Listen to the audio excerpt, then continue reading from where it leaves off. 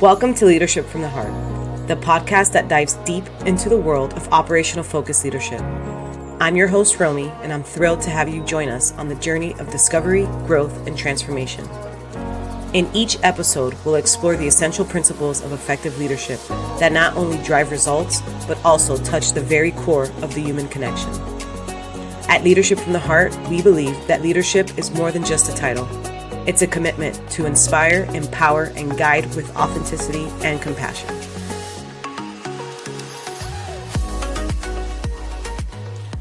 Welcome everyone to another episode of Leadership from the Heart, your trusted source for leadership insights and strategies.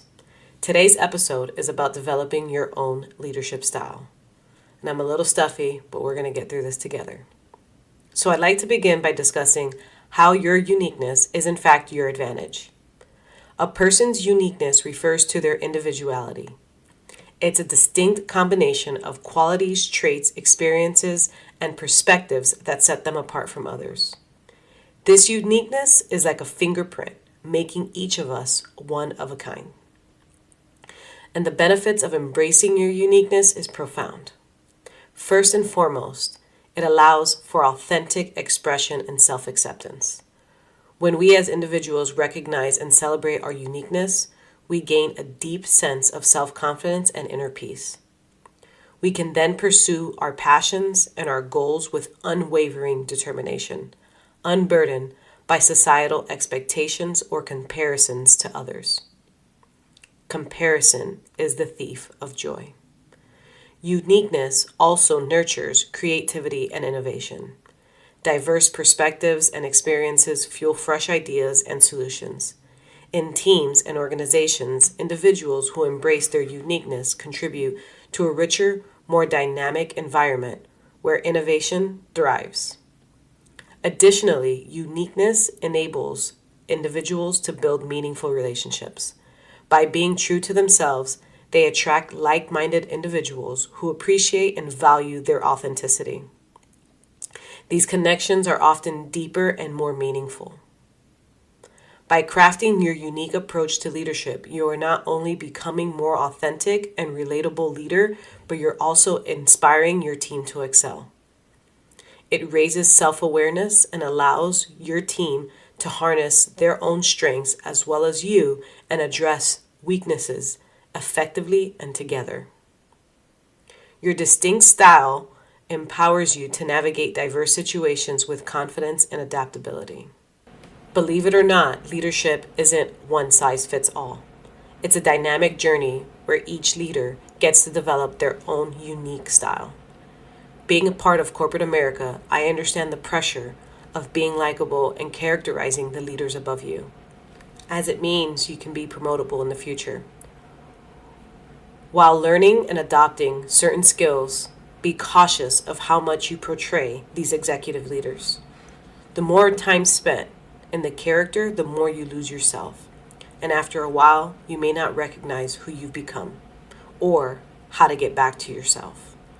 I know this sounds daunting, but I've been there. And the wake-up call can be painful. Like when we were children, people are still very much impressionable, depending on what they believe the benefits are, like community, survival, monetary, etc. Take a moment to self-reflect on the values of the leaders around you and your values. Be honest with yourself. It's okay. You do not have to value what they value. We are all different, and as mentioned above, that's what makes you one of a kind. But what exactly is a leadership style? I would say that it's the way you lead, communicate, make decisions, and inspire your team. But I don't think all leaders fall under one type of style, but they exhibit a hybrid of different styles at different times. Although you may reflect one style more than others, let's go ahead and explore a few of the common leadership styles. Number 1 is authoritarian. A leader who makes decisions independently and expects their team to follow instructions. These leaders use their authority to manage others rather than asking for their team members' input or feedback. 2, democratic. A leader who involves the team in decision-making valuing their input and feedback. These leaders encourage team members to share fresh ideas or offer different perspectives. Number 3, transformational. A leader who inspires and motivates their team with compelling vision. These leaders also focus on helping team members recognize their own strengths and weaknesses and engage in creative problem-solving methods. Number 4, servant. A leader who focuses on serving the needs of their team, enabling their success. This leader focuses on employee satisfaction and morale in order to help the organization reach its goals. These leaders make sure individual team members feel valued and fulfilled while also providing them with resources. Number 5, laissez-faire. A leader who provides autonomy to their team, allowing them to make decisions, work on accomplishing goals instead of directing them. This is the most relaxed approach to leadership among all leadership styles. A few honorable leadership style mentions are coach, visionary, pace setter, transactional, and bureaucratic. For more information on these that we've just mentioned, we've added the sources in the episode notes. Now the big question becomes, how do I discover my own leadership style?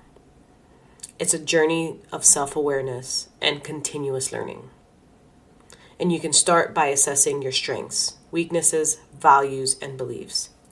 What leadership traits resonate with you the most? Are you naturally empathetic, analytical, or visionary? These are important questions for you to answer. Most leaders flex, meaning they shift their style based on the project, team, situation, basically the overall need for the team and or organization. Feel free to use role models. Role models can help you identify what you admire. So identify leaders that you admire and what aspects of their leadership style you find appealing. How can you incorporate those elements into your style? The first thing you have to do is identify them. Once you've identified them, I would begin speaking to those leaders if you have the opportunity to. And if not, if they're distant leaders like celebrities, I would do my research and find out more about them and find out what their story is and maybe how they embodied the characteristics that you admire. We've also added our characteristics and skills list in the show notes. Another way to assess your strengths, weaknesses, and values, beliefs is to seek feedback from peers, mentors, and team members. Their perspectives can provide valuable insights into your leadership strengths and areas for improvement. Remember that feedback is a gift, and be sure to ask clarification where it's needed. Adaptability is the second part of cultivating your own leadership style. We mentioned this a little bit before, but it's about flexing. So keep in mind that leadership is not static. Effective leaders adapt their style to the situation and the needs of their team. Flexibility is key. And here are some steps that can help guide you while you're on your journey. Number 1, stay true to your values. Your leadership style should align with your core values. Number 2, continuous learning. Be open to new experiences and learning opportunities. Number 3, adapt and evolve. Don't be afraid to adjust your style as your team and circumstances change. Remember, we're always a work in progress. Developing your own leadership style is a transformative process. It's about self-discovery, authenticity, and a commitment to growth. In summary, a person's uniqueness is their greatest asset, empowering them to lead an authentic, creative, and fulfilling life while positively impacting those around them. It deepens your impact and fosters a positive work culture, and ultimately prepares your career forward by creating lasting, meaningful connections with your team and peers. That's all for today's episode, guys. So thank you for tuning in to Leadership from the Heart. Stay inspired, keep leading with purpose, and remember, your unique leadership style can make a profound impact on your team and your organization. See you next time. Thank you for joining us on another episode of Leadership from the Heart. We hope that you've gained valuable tools and inspiration to transform your leadership approach and create lasting impact within your organization. If you enjoyed today's episode, please be sure to subscribe, rate, and review our podcast. Your feedback means the world to us, and it helps us reach more aspiring leaders like you. Remember, leadership is a journey, and it's one that we're all on together. So until next time, lead with purpose, lead with empathy, and lead from your heart. This is Romy Montperuz, signing off, reminding you that your leadership has the power to shape a brighter future for all.